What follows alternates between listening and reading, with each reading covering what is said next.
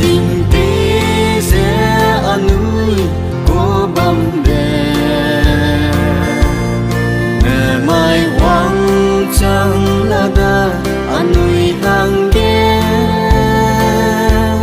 suy nghĩ sẽ là mai anui tua du kê và cần nhớ bé ghé nè đầu lưu đa bé bầm chăm chăm ghé bầm người sẽ đen nay sang bé nuôi dê mùa đã gai bê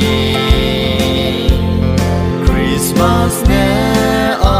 nuôi du hè đầu gai bê nuôi suy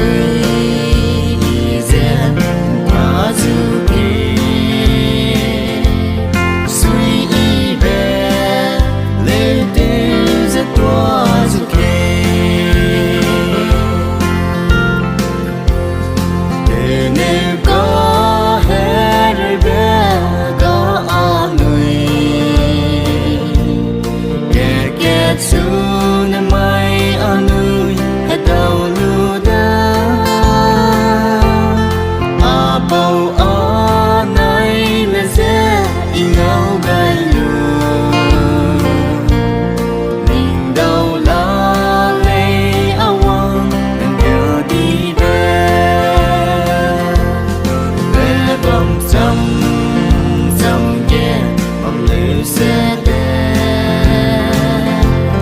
nay sang bé nuôi dê mùa đã gai bê Christmas nè nuôi du